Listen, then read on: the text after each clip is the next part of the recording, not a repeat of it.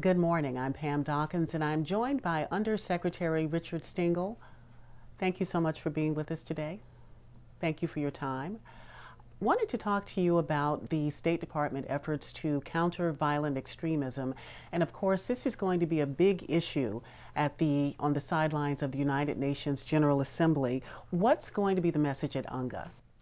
Well, the message at UNGA is a follow-up to the President's Summit on countering violent extremism that the White House had last year, I believe in February. And since that time, we've been very, very focused on it. And violent extremism, as you know, is a global problem. In fact, it's an increasingly global problem. So the idea is that the President wants to convene world leaders to really focus on this at UNGA. And so there's a kind of more kinetic aspect to it, which is focusing on anti-ISIL, and then there's a larger, broader effort, which we call CVE, countering violent extremism, which has all kinds of manifestations: education, civil society, media. So it will be a very broad focus. Specifically, what are some of the aspects that you hope to discuss with countering violent extremism in meetings with heads of states from other countries, and how do you hope to use this as a follow-up to the President's earlier initiative? Well, again, one of the sets of things that we're focused on is the globalization of ISIL, or Daesh as we call it, which is the Arabic name. So there will be conversations with world leaders in those countries where ISIL is actually growing and are creating their own kind of markets there. So that's one thing.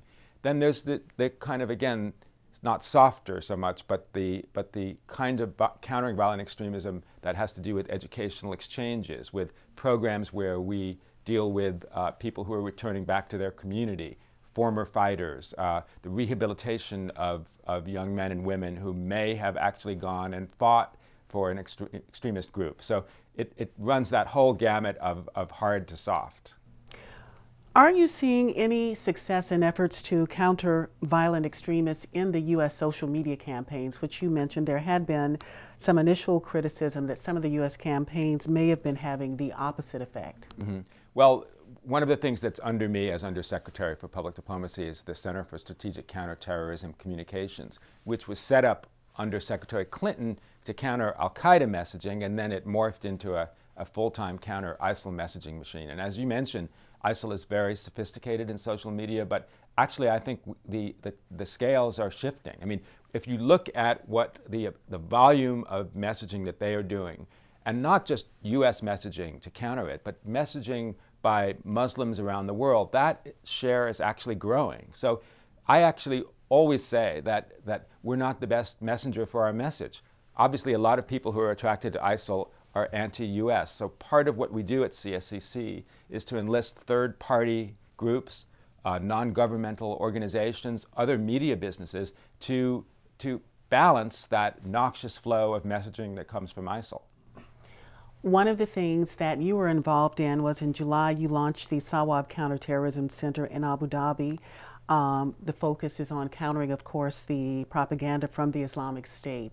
How is that doing? It's doing well. It's a big signpost in our counter-ISIL campaign. It's a joint effort between the United Arab Emirates and the U.S., the Sawaab Center. Sawaab is Arabic for the right path. And this is part of our strategy, which is not to focus on American versus ISIL messaging. That isn't the ballgame. It's the whole rest of the Islamic world versus ISIL. So we want to create a network of networks of different hubs, the first of which is the Sawaab Center. So they have about more than 10,000 followers. They're on many, many tweets and pieces of social media every day, and they're gaining attention and followers even as we speak. This is a relatively new effort, but are there any indications that the center has been having success in helping stem the flow of foreign fighters into Iraq and Syria, also helping to counter some of the messages that the Islamic State has been sending out, especially those targeting young people?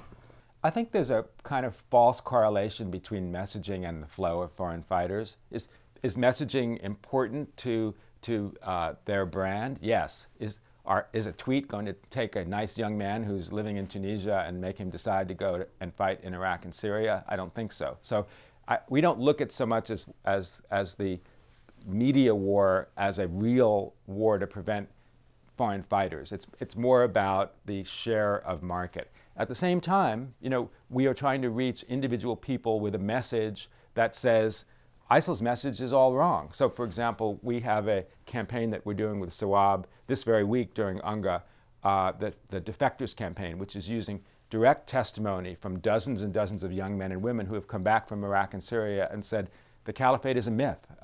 You know, I was abused there.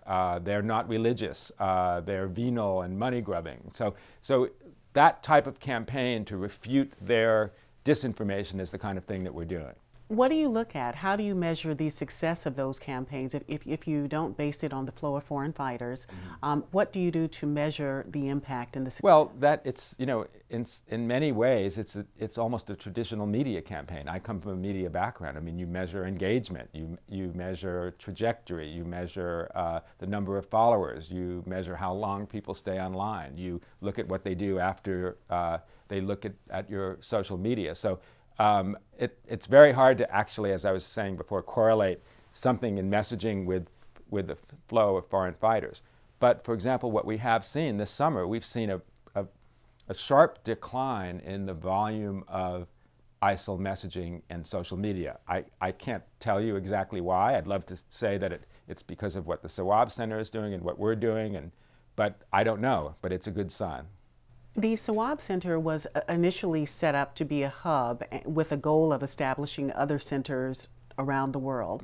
Where is the U.S. with that effort? Are there other centers that are set to come online soon? There are, and I think you'll hear some announcements about that at UNGA. I don't want to preview something that's not my place to announce, so I think you'll see some announcements by some of our partners and allies about messaging centers that they're going to start. There's been some criticism from lawmakers that the U.S. response in terms of its social media messages have been ineffective in that they don't seem to target the teens and the young adults that are often targeted by militants. What's your response to that? Well, my response, without being frivolous about it, is that what they don't seem to understand is that it's not U.S. versus ISIL messaging. It's Muslims around the world versus ISIS messaging. 95% of the ISIL messaging is in Arabic. I'm not so sure how many of our men and women in Congress read social media in Arabic. So the battle is in Arabic. They're looking at the handful of English social media that we do, which is a tiny percentage of what CSCC does and an even tinier percentage of what the messaging centers around the world and third parties are doing. So I'm happy to have a conversation with a congressman, you know, who is aware of what's going on in Arabic media. Could you talk a little bit more about what the third parties are doing? You mentioned that earlier. So there's so many different places that are rising around the world. There's the Rapid Messaging Center in Jordan. There's Al-Iftar, the Rapid Messaging Center in Egypt. The Saudis are doing a great deal. There's the Hidayah Center in Abu Dhabi that is a larger CVE effort. These are places which I think a lot of people in the American Congress don't have visibility on, which I think is worth knowing about. And I think as more and more people and more Muslims around the world become revulsed and repulsed by what ISIL is doing, you'll still see the flow of social media just increasing and increasing until it completely drowns out their messages. This is a relatively new effort, but are there any early indications on what social media tool, if any, is most effective? Is it Twitter? Is it Facebook? What seems to be your most effective tool? It's a very good question, but I think it points to a kind of misconception about how people become radicalized. There really is no such thing as a lone wolf. If you look at the stories that have been in the New York Times or the Washington Post about ISIL poaching young men and women, it's not social media, it's actually personal contact and very, very focused social media, email, telephone calls, etc. on that one person. Nobody is radicalized single-handedly by watching a YouTube video. So one of the things that we've seen is we have to try to interrupt that flow. That's the use of intelligence services, that's the use of law enforcement, and what a lot of people, American legislators, are concerned about is this a lone wolf phenomenon in America. But that, again, is not, only part of that is social media. A lot of that is law enforcement, etc. And one of the things that we've seen about ISIL, if you look at them around the world, social media is just the tip of the iceberg of what they do. They do billboards, they do kiosks, they do flyers, they have a magazine called Dabik. So it's not just social media. We focused a lot on ISIL, but of course countering violent extremism is broader than the Islamic State.